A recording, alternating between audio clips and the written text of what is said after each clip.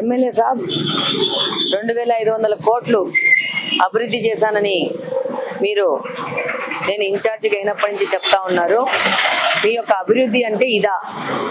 ఒక రాత్రి 3 గంటలు వర్షం పడంగానే కడపలో రోడ్ల పరిస్థితి ఇది.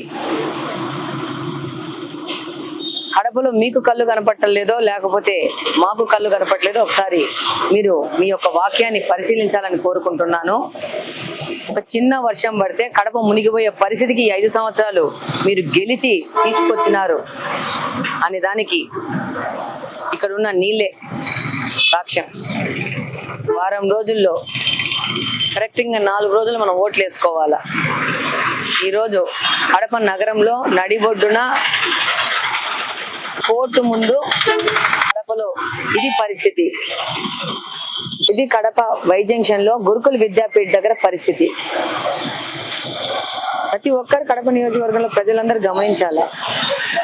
5 ఏళ్ళు ఎమ్మెల్యేగా అయినాడు, డిప్యూటీ సీఎంగా అయినాడు.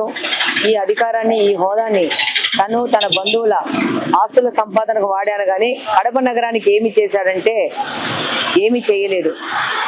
కడపకు సముద్రాన్ని అయితే తెచ్చినావు, కడపకు రోడ్లు తేలేదు, కాలువలు తేలేదు, నీళ్లు తేలేదు, కడపను అశాంతి చేసావు. కానీ కడపకు మాత్రం సముద్రాన్ని అయితే తెచ్చిన ఘనత మాత్రం నీకు మాత్రమే ఇస్తారు ప్రజలందరూ. చాలా గొప్ప ప్రజాసేవకుడివి. ఎవరికి ఆ భగవంతుని కూడా చేత కాదు, కానీ మీకైతే చేతనైంది. కడపకు సముద్రాన్ని తీసుకొచ్చి ఇచ్చినావు. శాంతియుతమైన కడప కావాలా అంటే తప్పకుండా తెలుగుదేశం పార్టీకి సైకిల్ గుర్తుకు వేయాలా. ఈ మాది ఒక్క నినాదమే శాంతియుతమైన కడప. ఆ విధంగా మేము తప్పకుండా ముందుకెళ్తాము. తప్పకుండా సైకిల్ గుర్తుకు వేసి ఈ అవినీతి పాలకుడిని ఇంటికి పంపించాలని కోరుకుంటున్నాను.